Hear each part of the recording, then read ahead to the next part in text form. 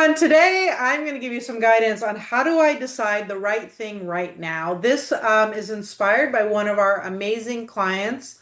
Let's call her Jay. And she asked a really smart question in our client Facebook group. After I yelled at her, not yelled, kind of yelled. That was like, we need to fix the lead generation in your business. And so let's not do anything else until we set up your Facebook ads. Plus the context. And she asked, I was gifted a 250 spot to be one of the next 30 speakers in an online business event next week. Should this be a yay or nay right now? And I'm bringing this up to everyone because one of the biggest things that I'm noticing that is keeping really, really smart coaches from being successful is actually the skill in business decision making.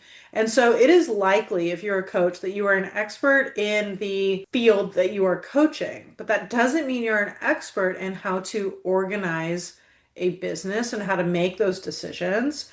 And so what happens is that a lot of people are trying to trust their gut.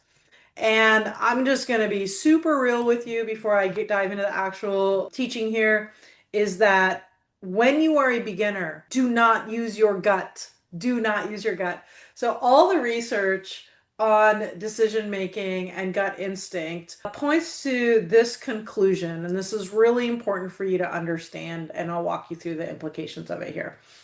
If you are a beginner, you need to use what is called rational analysis. If you use rational analysis, like basically a checklist on how to make decisions, you will end up with a higher probability of a good decision. If you use your gut instinct isn't based on experience and success. It's most likely based on avoiding discomfort and fear because it's new and that's normal. That's the way it should be. Like our gut is going to be like new, scary, bad, or it's going to be operating from a place of fear of missing out. So it's not reliable. So when you're a beginner, you want to make all of your decisions through rational analysis. You do not want to make your decisions based on gut instincts. One of the things that I'm noticing a lot, I don't know if this is considered like a mean call out, but this is just like every day I'm seeing this, is that our beginners actually don't know how to analyze like what professional development they do, what tactics to do, etc. They don't have a core business plan, and so they're susceptible to everything. Everything sounds like a good idea, right? And so they're using their gut like that feels like a good idea, but the gut isn't going to work for the beginners as much as rational analysis. Now, if you're an expert, that's a different thing. So what the research says is if you're an expert, your expert intuition will outperform your rational analysis. So if I'm thinking about what are my instincts on how do I sell this program, I've sold, I don't know, 6,000 things online, programs at this point. I like to think that makes me an expert, at least I hope so, since I'm teaching other people to do it. And so my instincts are going to be stronger, right? My expert intuition and my gut is going to be stronger than rational analysis. And so in that case, I should use my gut. One of the things that is kind of difficult is you can be an expert in one thing, but not an expert in another thing. We aren't globally experts. So here's an example. I met with one of our clients, Kelly, really smart, works with pregnant moms. She's an expert in her target market, hands down. It's the one thing not the one thing, one of the things I really respect most about her is she's just like, no, this is what my target market needs. So she's an expert in her target market, but what she needed help with was figuring out her advertising plan because you can be an expert in your target market, that doesn't mean you're an expert in creating a marketing plan. And so that's why we use rational analysis, rational steps in creating a marketing plan, not gut instinct. Gut instinct would just move her further and further away from what she wants to do. So what I'm going to do today is I'm going to walk you through how to make decisions. What is the checklist? I may have recorded a podcast on this before, and if I did it before, cool. It's probably still going to be helpful for you. I'm going to have my kids make notes, and we'll put them in the show notes if you need it, because I have these 5 questions for you, and you want to keep them as a guide. You'll definitely want this. You'll want to make sure that you have this content, that you're able to refer to it next time you're making a decision. So this is assuming you're a beginner in the decision that you are making. Here are the 5 questions. Number 1, how does this apply to my business plan? Does this support or deviate from my business plan? Now you'll notice it requires a business plan.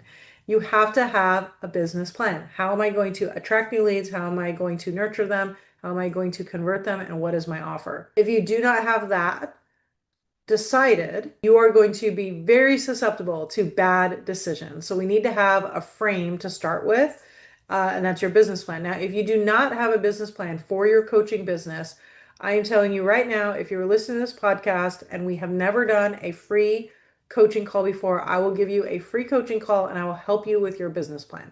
You have to have your business plan or you're pretty much screwed, dead in the water. All I've been doing this week has been doing 100K roadmap plans with people who attended our last workshop. And the biggest takeaway that I have is that new coaches need help with their business plan. And I think that that makes sense to me. I need help with my business plan. You need help with your business plan. We need to have a business plan to start. That is going to be the foundation for making decisions. So how does this apply to my business plan? Does this support or deviate from my business plan? Number 2 question, what is my number 1 business priority for this quarter? We recommend that you choose A, attract, B, bridge and nurture, C, convert, and D, deliver. We recommend that you choose one each quarter as your number 1 responsibility or your number 1 priority fixed in your business. That way, over the course of a year, your whole business up levels. So does this thing that I'm considering, does this support my number 1 priority, or does it need to wait until that area of my business becomes a number 1 priority? It's not always yes or no. It might just be yes now or yes, wait. Number 3, what are the risks of taking it or not taking it? We want to avoid risks where the payoff is less than what I could potentially lose. So I don't want to bet $5 to win $2. I would want to bet $5 to win $20, right? More. So we don't want that kind of risk. And we don't want what's called a flatline risk, where if I take this risk, it's actually going to put me out of business. So we do not want those kinds of risks. So just make sure that it doesn't have those kinds of risks.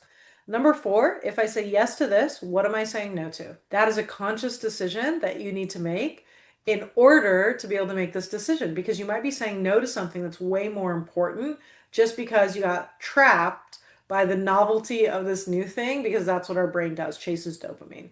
And number 5, if I wasn't afraid, what would I do? A lot of business owners are making decisions based on fear of missing out or fear of they want to stay in their comfort zone. And so I want you to fire fear as your CEO. I want you to hire bravery and to say, if I wasn't afraid, what move would I make? When you look at all 5 of these questions together, you will typically get a pretty solid decision. So let's go ahead and walk through Jay's decision against each of these questions, and let's see how it pans out. All right, so the decision, the number 1, the business plan that Jay has is her primary attraction of new leads is Facebook ads. Secondary is business collaborations. Her bridge is a Facebook group. Her conversion event are workshops. And then she has a group coaching program right now. Okay, so that's a business plan. So does this support or deviate the business plan? Speaking gig at a summit would fall into the secondary strategy of Jay's business plan. So it's all clear. It supports the business plan. It's not a deviation. The second is, what is the number 1 business priority for this quarter? And does this support or deviate? Jay's number 1 business priority is attract. This is an attract initiative and it falls within the business plan. So check, clear on that. What are the risks of taking it or not taking it? This should be a paid speaking thing. She ended up getting it for free. There's no money involved. It is not, the payoff is higher than the investment, potential payoff.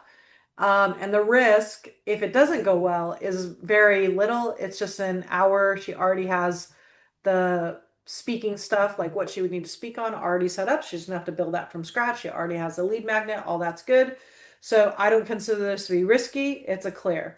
If I say yes to this, what am I saying no to? This was the one that was my sticking point as Jay's coach. If she said yes to this, would this make her say no and delay her Facebook ad project, which is the number 1 priority? Upon examining this, Jay said, oh, I'm pretty much almost done. I am just waiting to meet with Kristen and Karen to get it all set up. So to me, that is a yes, you are clear. If she says this to this, what am I saying no to? Nothing really, maybe just some procrastination on something else. It's not preventing her from getting leads. It's not preventing her from delivering to the clients she has is not preventing her from doing content. In fact, it might support content because she could write a story post about it. And the fifth, if I wasn't afraid, what would I do? Jay's biggest fear here was making another bad decision or doing what she shouldn't be doing, right? Like basically being a bad listener or something like that. So she wasn't afraid of that, what she would do. My gut is she'd just go for it.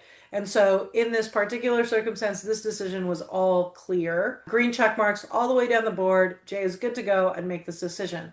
But talking through this with her was really, really, really helpful. And I thought that it would be helpful for you too. So if you want a copy of the notes, should be in the show notes or the whatever. Somewhere around this piece of content should be a place for you to grab the notes so you have those 5 questions. And I really hope this is helpful for you. If you need help with your business plan, please reach out to us. We'll meet with you for free to do this business plan. It is not out of the kindness of my heart. Some of it is because I know, first of all, everyone needs one. And if I space my schedule, let's do it.